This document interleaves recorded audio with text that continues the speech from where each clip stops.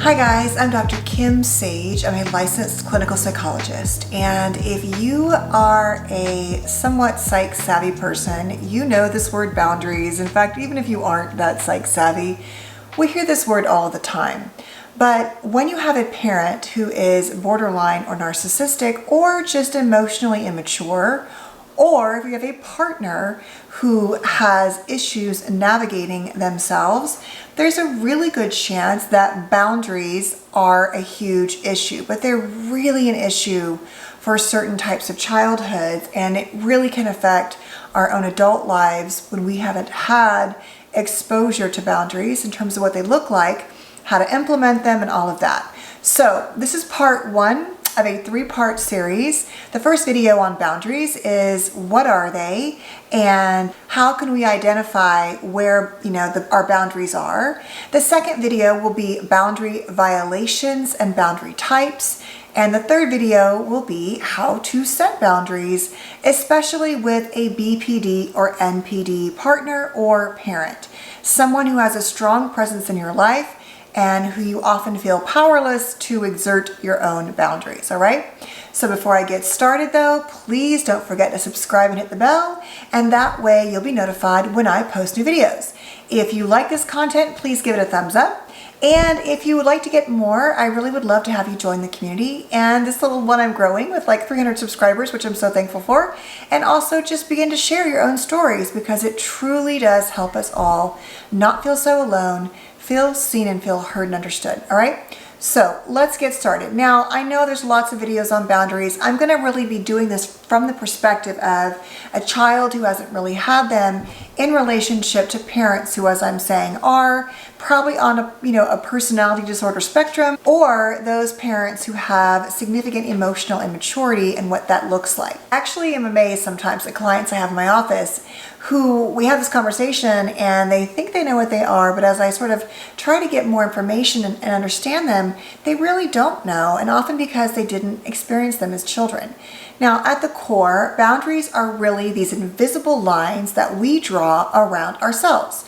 What we think, what we feel, what we believe, what our morals are, what our personal space looks like. And I'm going to go through in the second video. There's actually a lot of things that are considered boundaries you may not be aware of. They really are things that are extensions of you, both psychologically, mentally, physically, and emotionally, and sort of create a ring of value, safety, and protection around yourself when boundaries are functioning in the best way that really does serve you. They are really essential to not only loving ourselves and honoring ourselves and valuing ourselves, but in teaching and holding others accountable to do the same thing. This really just says, basically, what is okay with me and what is not okay with me on a range of issues, right? Like I said before, mental, physical, emotional, spiritual, and beyond. We're going to go into all of those.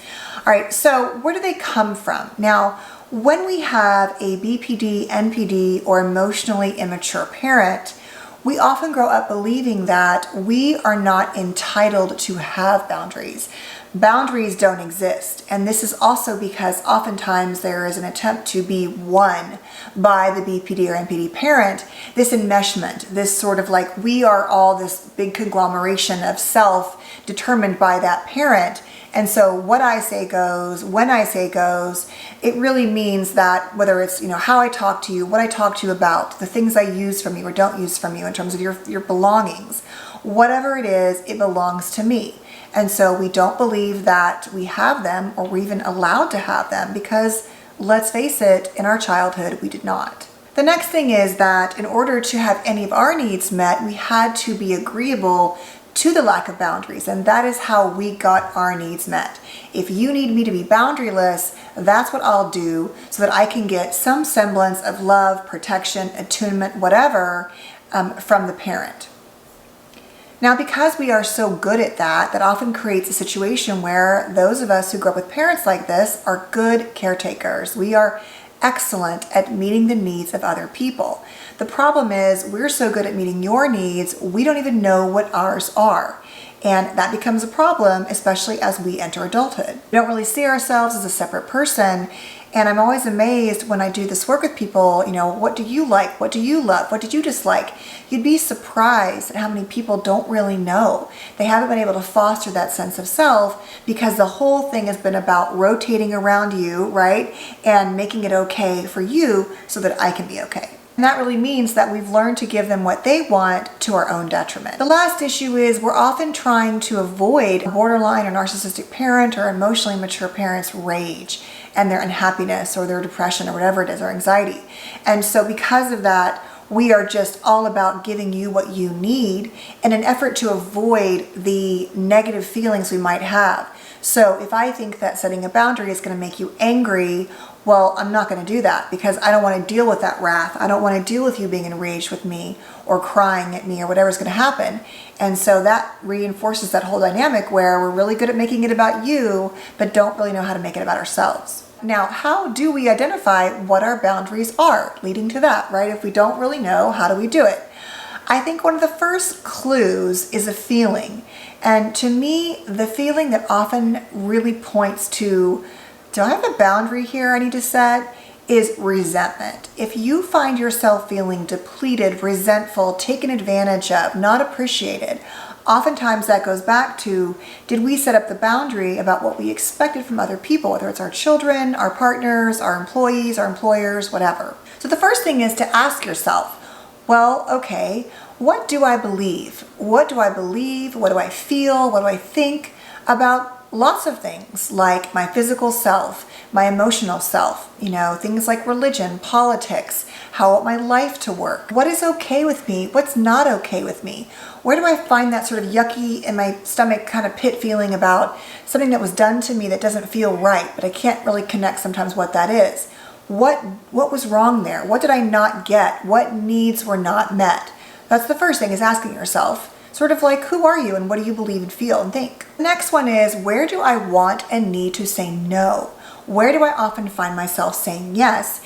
And where do I need to reevaluate where I just keep saying, it's fine, no problem, I don't care, don't worry about it. But what I really want to say is, no, I don't like that. That hurts my feelings. I don't appreciate that. That's disrespectful. That's not okay. Things like that. Next one is, once you've done this, you need to hold yourself accountable and force yourself to make decisions on your own and hold yourself to accountability with the things that are in alignment with what you do value and what you do think. And so it's not, giving in. It's trying to hold fast and strong to the things that you've already established matter to you, which really also aligns with the next thing, is learning to solve problems on your own. Trying to, get everyone's opinion and everyone's data often ends up making us feel completely overwhelmed and we have no idea.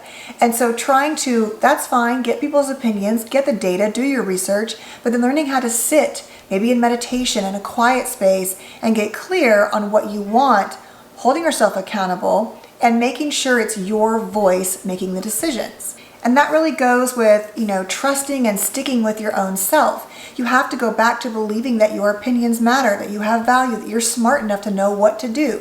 Trusting that gut instinct, which, having intuition and gut can oftentimes be helpful, but if you haven't really learned to cultivate that because you were devalued so much as a child, you may not know how to connect with your deeper sense of self. And that's a different video, right? But this idea that you can connect with what you really feel and trust yourself to make good decisions, that you know what's best for you. It's also important to recognize there is great value in doing this work, into holding the boundaries and creating them for you, that this will benefit you. But if on some level you think you're just going through the motions and not really doing it, and you don't really buy into it, it's going to be really hard to hold to that. So you have to start to recognize the value in creating these systems and trusting yourself that you can do so. More things that are important, I think, are to understand that if you don't understand what boundaries are and you don't know how to set them, you will really struggle with having any kind of healthy relationships, because you will always feel that someone is taking advantage of you, that you're not valued for who you are, that your opinion doesn't matter, or your beliefs, or your body, or your mind. And it's really hard to have any kind of healthy reciprocity and validation with someone if at your core you don't believe you're worthy of it. Lastly, it is important to see boundaries as self-care. It is self-compassion and self-love. It is literally saying, I matter. Taking a break, taking care of yourself, setting up what you believe is right or wrong for you is about you saying, yeah, and I'm worthy enough to set these things for myself because I do matter. And over time, as you set boundaries and you're respected, that helps to build that sense of self-love and self-compassion and strength. As I always say, it's not just about putting a sticky note on your mirror. That's not a bad idea. It won't be enough. It takes actionable steps to truly create the dynamics which make you feel loved and valued, and which then you can go out in the world and implement with other people, hopefully healthier people. All right, guys, thanks for watching. This is part 1 of a 3-part series on boundaries. The next video will be all about boundary violations and what are they, which specific boundaries do we need to be aware of, and I hope you'll watch it. All right, guys, thank you so much again, and stay safe. Don't forget to subscribe, and I'll see you next time. Bye-bye.